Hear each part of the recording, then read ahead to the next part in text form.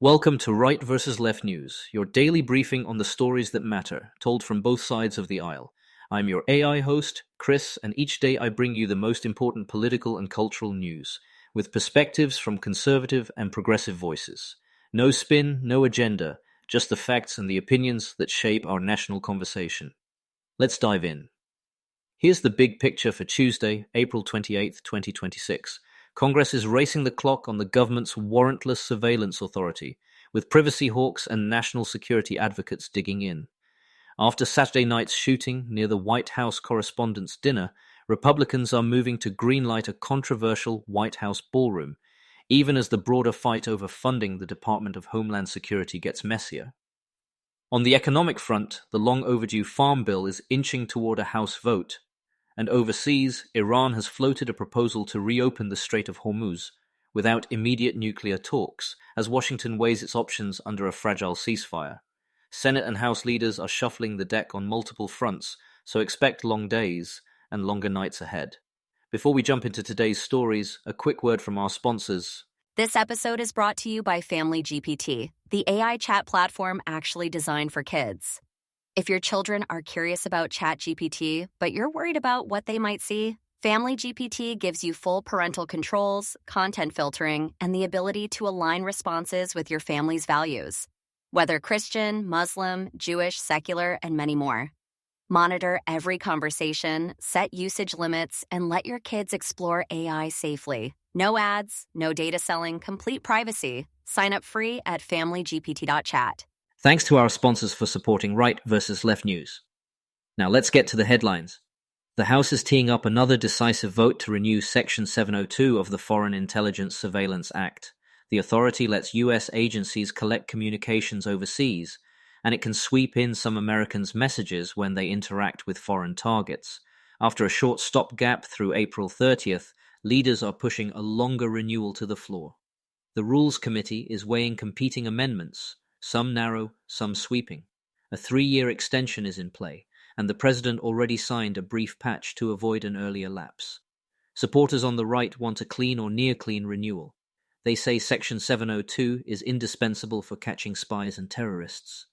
Reauthorize the program, let recent internal reforms take hold. And don't add limits that could blind U.S. intelligence or put Americans at risk. Republican leaders are also juggling a thin majority to get it done. On the left, civil liberties-minded Democrats and advocacy groups want stronger guardrails. They're pushing for independent court approval before the FBI runs U.S. person queries, and for closing the data broker loophole that lets the government buy Americans' data without a warrant. Senate allies are publicly pressing the House to insist on warrants. Republicans on Capitol Hill are also moving to authorize and fund a new White House ballroom after the shooting near the Correspondents' Dinner. They argue a secure on-premises venue would reduce risk at large events. A GOP plan would authorize roughly $400 million, despite earlier claims the project would be privately financed. Supporters frame it as a security upgrade, not a vanity project.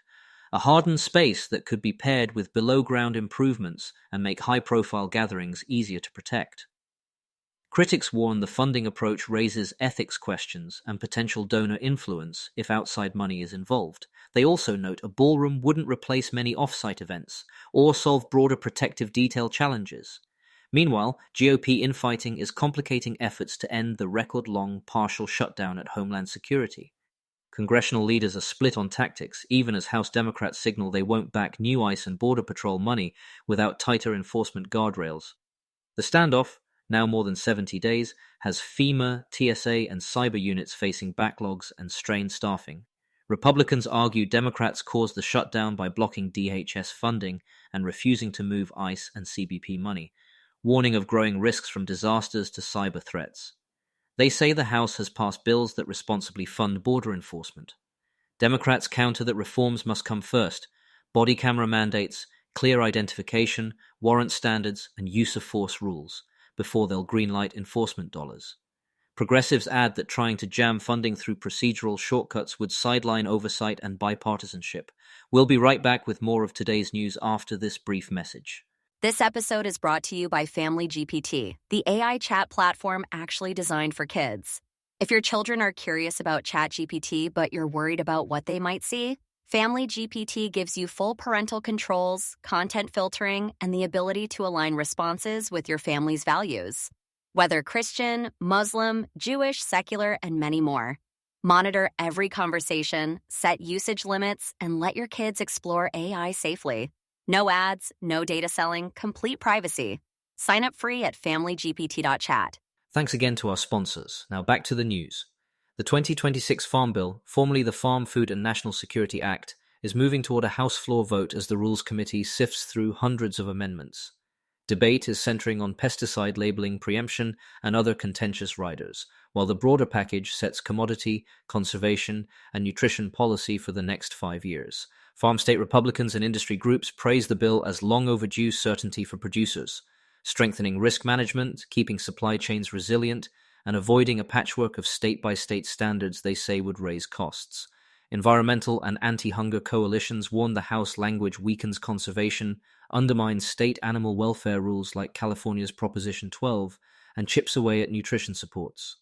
They're urging lawmakers to fix, or block, provisions they see tilting too far toward agribusiness at the expense of ecosystems and families. With a fragile US-Iran ceasefire still in place, Tehran has floated a proposal to reopen the Strait of Hormuz if Washington lifts its blockade and defers nuclear talks to a later stage. The offer follows stalled Pakistan-mediated contacts. The question for Washington is how to balance energy security and regional stability against leverage on Iran's nuclear program and its proxies. Hawks say maximum pressure is paying dividends. Don't trade away leverage, keep sanctions tight, sustain the blockade until Iran offers verifiable concessions, and deter proxy escalation. Doves emphasize humanitarian costs and the risk of miscalculation.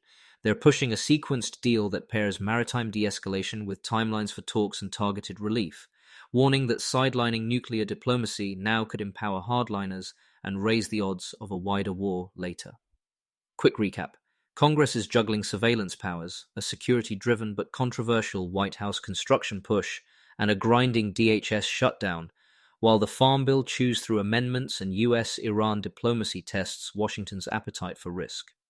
However these 5 break, they'll shape the next month in politics and set the tone for a long summer on Capitol Hill. That's it for today's episode of Right versus Left News. Remember, understanding both sides isn't about picking a team, it's about being informed. Subscribe wherever you get your podcasts and join us tomorrow for another balanced look at the day's biggest stories. Until next time, stay curious and stay informed.